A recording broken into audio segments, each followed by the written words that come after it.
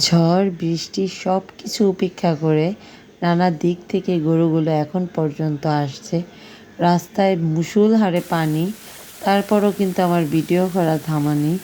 Husband wife চলে গিয়েছিলাম হাটে। আসলে নানা দিক থেকে গরু আসছে, রাস্তার পথ, নদী পথ।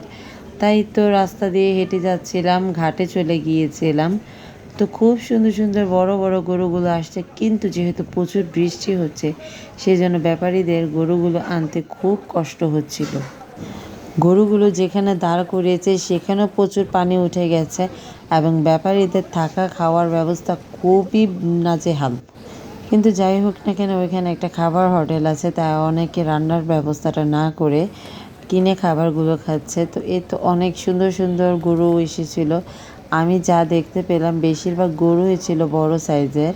তো তাদের দাম চাওয়া ছিল 9 লাখ, কিন্তু এখানে দামাদামি করতে পারবে। ব্যাপারী ভাই বলছিল 7.5 লাখ হলে গরুগুলো বিক্রি করে দিবে, বড় গরুটা। তো এই তো অনেক সুন্দর সুন্দর গরু। আমার বিশেষ করে মাঝারি সাইজের গরুগুলো বেশ ভালো লেগেছিল।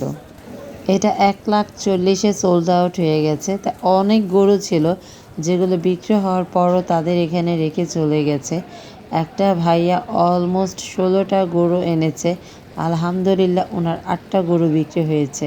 কিন্তু কিছু কিছু ব্যাপারীদের মাথায় হাত, কারণ তারা অনেকগুলো গরু আনার পরও গরু বিক্রি হচ্ছে না।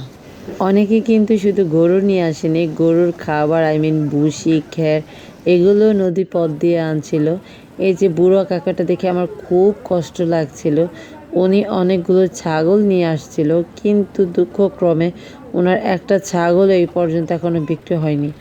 মানুষের জীবনযাপন কত কষ্টের, এই যে নদী পথ দিয়ে তাদের পালিত পশুগুলো তারা খুব কষ্টে নিয়ে আসছে। আসলে এগুলোর মূল্য কখনো দেয়া যাবে না।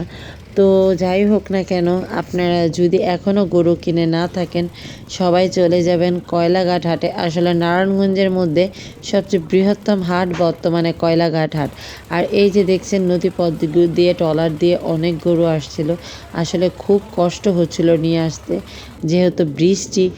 এখন এই মাত্র যে গরুটা দেখবেন সেটা রীতিমতো খুব কষ্ট করে নামাতে হয়েছে। তো যাই হোক না কেন, আমি আর যদি পরবর্তীতে কোনো ভিডিও আপলোড করি সেটা হবে আমার চরকাশীপুর ডিগ্রি চর ঘাটের হাট নিয়ে। তো এটা ছিল আমাদের কয়লাঘাটের হাট। আমি আপনাদের সবার কাছে অনুরোধ করব, আপনারা সবাই একটু কয়লাঘাট হাটে যাবেন, কারণ সেখানে প্রচুর গরু এসেছে। যেহেতু বিক্রি হচ্ছে না বৃষ্টির কারণে, তাই তারা অনেক রিজনেবল প্রাইসে কম দামে সবগুলো গরু ছেড়ে দিচ্ছে। আপনারা ট্রাস্ট করবেন, ওখানে যাবেন, ওইখানে গিয়ে কথা বলে আসবেন সরাসরি।